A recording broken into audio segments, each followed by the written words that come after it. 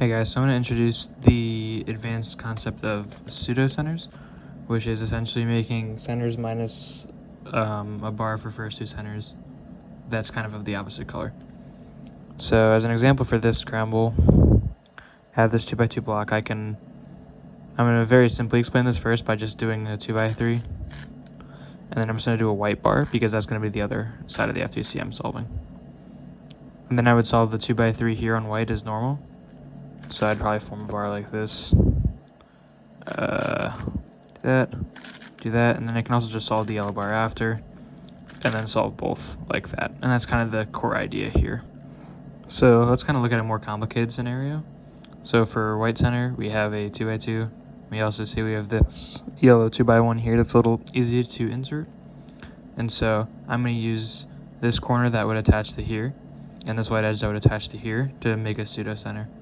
So I can do this in a few different ways, but what I'm going to look at is by bringing this corner down to here and then inserting it all at once. I'm going to do the U prime to solve this into here.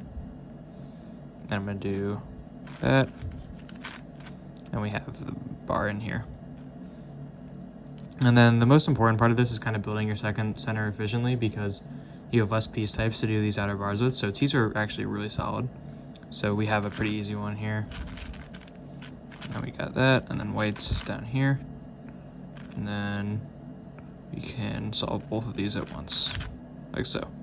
Pseudo centers have some utility on last four, but I don't particularly like to use them. The only case where I could possibly see it is where instead of doing half centers with green here, because this bar is like pretty awful, you could instead just leave the pseudo center here, or leave this bar here and try to solve the other green bar, and then try to make the orange one and kind of insert them both at once. So I'd try to find this other green one. And so you probably do like RU spam. It's probably better here to get this down. And then you can kind of do something like that, which will solve both of those. The main utility of pseudo centers though comes from 4x4 in particular, mainly because you can have a lot of first two center cases that from inspection don't look nice if you don't use pseudo centers.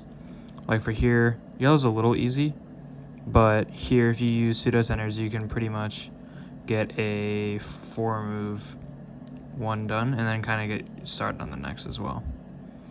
So the way it works is that you kind of want to align these pieces, which will set up for this, so you can do something like U prime or UR prime. That'll make one as well, and that'll make one. Another situation where it's pretty useful is when you have two pseudo bars and they will pair up nicely. You can kind of work on getting a center up to the top like that. And a lot of 4x4 scrambles actually do start off lucky like that and kind of have those pseudo bars already planned out, whereas normal centers would be pretty useless. And so that's kind of the main situations where I would like to use them instead of normal centers.